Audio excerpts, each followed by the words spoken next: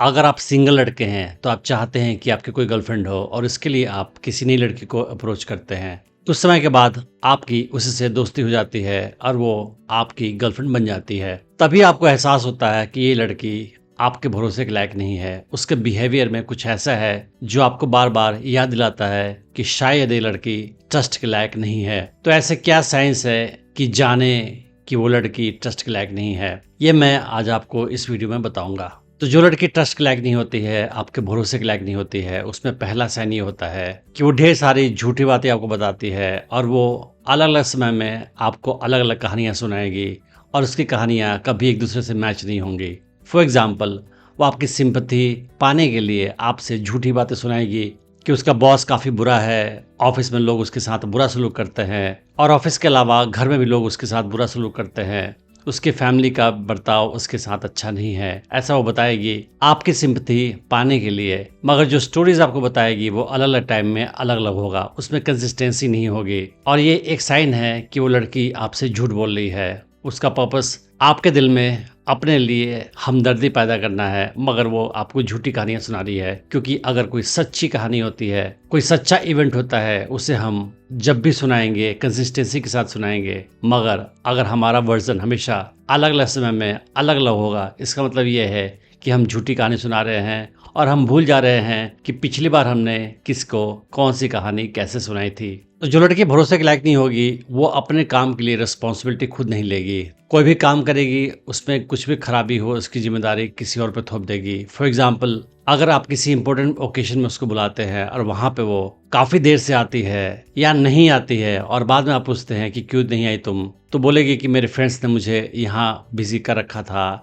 मैं ट्रैफिक में फंस गई थी या ऑफिस में कोई काम आ गया था। तो किसी न किसी बहाने से तो हमेशा अपनी गलती दूसरों पर थोपती है वो और अपने काम के लिए जिम्मेदारी खुद नहीं लेती है। अगर आपसे मिलने के लिए डेट पे आती है वो और हमेशा लेट होती है, तो कभी वो नहीं बोलेगी कि मैं घर से ही देर से निकली थी। वो हमेशा ये बोलेगी कि गलती ट्रैफिक की है, गलती किसी फ्रेंड की है। और अपने काम के लिए खुद जिम्मेदारी नहीं लेना एक साइन होता है इमेच्योर पर्सन का, और साथ ही साथ ये शो करता है कि वो लड़की आपके भरोसे के लायक नहीं है। ऐसी लड़कियों का बिहेवियर सीक्रेटिव भी होता है, तो आप नोटिस करोगे कि वो अपने पास्ट के बारे में आपको ज़्यादा कुछ बताती नहीं है। जब भी उससे आप उसके पास्ट के बारे में जानने की कोशिश करोगे तो वो टॉपिक को चेंज कर देगी। उसके कितने बॉयफ्रेंड्स थे, उनके साथ उसका ब्रेकअप क्यों हुआ, या वो पास्ट में कहाँ नौकरी करती थी, क्या करती थी, अपने पास्ट के बारे में आपको कुछ भी नहीं बताएगी वो। क्योंकि उसके पास्ट में ऐसे कुछ चीज़ें हुई है जिसको वो आपसे छुपाना चाहती है। क्योंकि वो जानती है कि उसके बारे में सब कुछ आपको पता चल जाएगा तो आपको एहसास हो जाएगा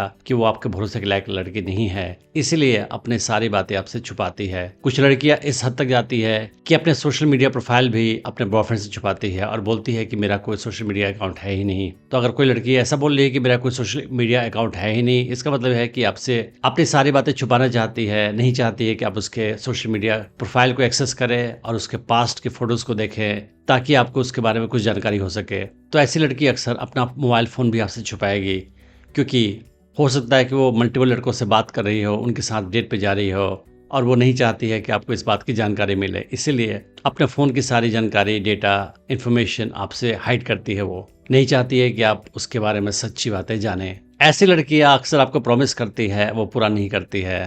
तो ऐसी लड़कियों के प्रॉमिस का कोई वैल्यू नहीं होता है, क्योंकि उनकी वर्ड्स की कोई वैल्यू नहीं होती है और वो अक्सर झूठ बोलते हैं। आप अक्सर नोटिस करोगे कि वो लड़की आपसे अक्सर बहुत सारी चीज़ों के बारे में झूठ बोलती है और अक्सर उसका झूठ पकड़ा भी जाता है। मगर आप अगर उसको कन्फ्रंट करोगे कि तुमने उस टाइम में ये बोला था पर सच ये था, तो वो उस टॉपिक को अवॉइड कर देगी, क्योंकि वो नहीं चाहेगी कि आप उसके झूठ को डिस्कस करें उसके सामने। ऐसे लड़कियां आपको मैनिपुलेट करने से भी पीछे नहीं हटती है और अपना फ़ायदा निकालने के लिए भले ही आपका नुकसान हो जाए। फॉर एग्जाम्पल, अगर उसका बर्थडे है तो वो चाहती है कि आप उसके ऊपर काफ़ी पैसे खर्च करें। अगर आपने उसके लिए बहुत एक्सपेंसिव गिफ्ट नहीं खरीदा तो आपको गिल्टी फील कराएगी, ताने मार मार कर, और हमेशा आपको याद दिलाएगी कि आपने उसके लिए कोई महंगा सामान नहीं खरीदा, आप उसकी वैल्यू नहीं करते हो और आपने उसके ऊपर पैसे कम खर्च किए, इसका मतलब आप उससे प्यार नहीं करते हो।